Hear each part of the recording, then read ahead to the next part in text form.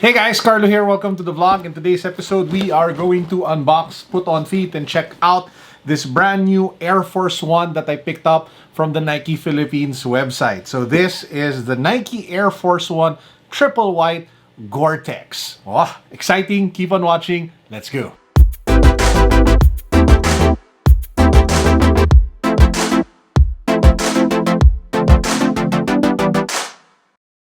We hop on the unboxing. Quick announcement, the new Project 721 Sneak Attack utility shorts are available on our Lazada shop. So if you are looking to get yourself really nice shorts, or if you bought any of our Project 721 Sneak Attack collaboration pieces, make sure to complete the look. Check it out. The link to our Lazada shop can be found down below. Quick wristwatch check of the day. We are wearing this really nice limited edition Timex Pac-Man watch. If you guys want to see like my unboxing of the entire collection, there are 3 pieces. Check out my watch vlog. It will be linked down below. Okay, so let's jump right into it. You have your typical Nike Air Force One box, black with the embossed Nike Air Force One logo at the top. I did get this one at size 12.5.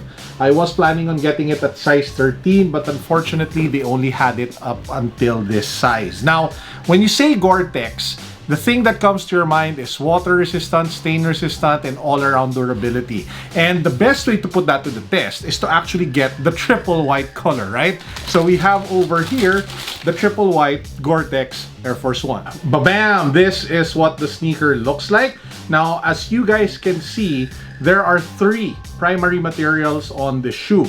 This part over here, by the edges, is actually made out of some sort of tumbled leather, and that's the same material that you see cutting across the eyelets, and that's the same leather here along the panels, as well as here's the back and the swoosh. The second material is this some sort of like knitted material here at the side panel. So that's here both on the medial side, lateral side, and of course the medial side. And then you have Gore-Tex embroidered here at the back of the heel with the Nike Air logo here at the back. The lacing system has some sort of like lace guard or lace clip, and the tongue is your typical tongue tab. Well, not actually your typical, because this one, it says Nike Air, and it actually also says Gore-Tex. Now, if you peek inside the inner lining, you'll actually see it plastered with Gore-Tex all over, and then the insole says Nike Air Force One with a blue color. You also have this some sort of like translucent icy midsole.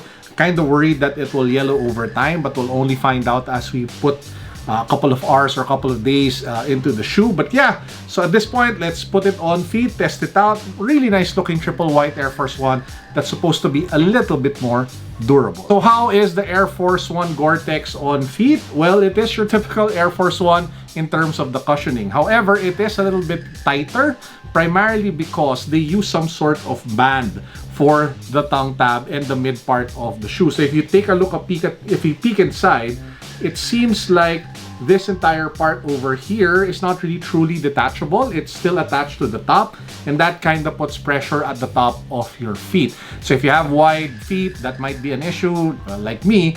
So if it's just pure comfort in Air Force Ones, this wouldn't be my top pick. I'd go for any of the other Air Force Ones that have a more detachable, traditional like tongue setup. However, that's not primarily the reason why anybody would get this shoe in the first place. I think people who would want this are people who see themselves getting into a lot of situations where their shoes can be dirty. Maybe it's the rainy season, maybe they are going outdoors, maybe they are expecting to walk in areas that have puddles and stuff. So, and if you still want to wear like a white pair of kicks, this is probably the best way to go about it, because again, you don't have to spray it down with a third-party spray to make it water resistant. This one already has that built in. Now, style-wise, it is triple white, so it's fairly easy to wear. It's fairly easy to rock. It goes with almost anything. But if you want it to pop a little bit more, you can actually switch out the white laces for this light blue grayish lace setup that will match actually the color of the insole and the inner lining of the shoe. Personally, I prefer to keep it with the white rope laces. Having said all of that, should you consider buying the Nike Air Force One Gore-Tex? If you like the concept, if you like the functional design and treatment of the shoe, my suggestion is that you just wait for the sale, because all the previous Gore-Tex Air Force Ones in the past have always gone down to like 50% sale. I can't say for sure that this colorway will remain like, you know, will go down that route because it is triple white.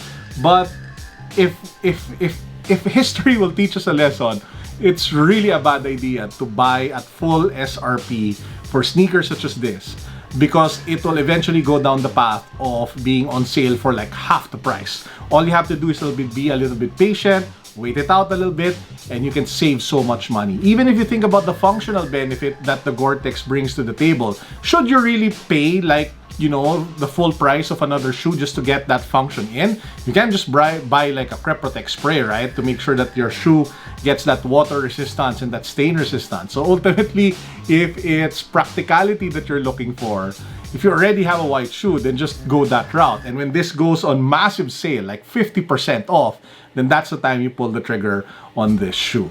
Now, if you can't wait, if you want one, I will link it down below to where I got it from the Nike Philippines website, so you can make that decision for yourself. But if you ask me, this is the type of shoe that you wait for. This is the type of shoe that you just be a bit more patient with, because you unlock a lot of value that way. Let me know what you guys think of the Nike Air Force 1 Gore-Tex in the comment section down below. Would love to hear from all of you, and as usual, I'll try my very best to reply to as many of you as possible. Now, before we end, I just have one more treat for you. We have a Carlo Eats segment, so check this out. A really nice baked chicken from One Special. So, welcome to another episode of Carlo Eats. Pasensya na, magulo ko, kaka-workout lang. So today, I will be showing you the best-selling dish nung One Special. Sila yung guys na nagpadala sa akin ng crispy kare-kare, tsaka parang roast beef. So this one is their bestseller, which is their baked chicken. 3, 2, 1. Bam! Ayun, no? Panalo! So kitang-kita ninyo yung potatoes, yung chicken. Nako, mukhang masarap to, guys. Mukhang masarap to. So tikman natin. By the way, link to One Specials down below. Ang sarap, grabe, guys. Sobrang panalo. Yung nagdadala sa kanya yung sauce, kasi gusto mo talaga buhusan ng sauce bawat kagat ng chicken, kasi it's so creamy. The taste of the chicken plus the sauce combined, it's just mind-blowingly awesome. So One Specials, check them out. Link down below. Pwede kayo mag-order via their Instagram. Sobrang 10 out of 10. I mean, seryoso. As in talagang wow. Okay, that pretty much wraps up the vlog. I hope you guys enjoyed. As usual, this is Carlo signing out. Stay safe, everyone. Peace. God bless. What's up? Boom.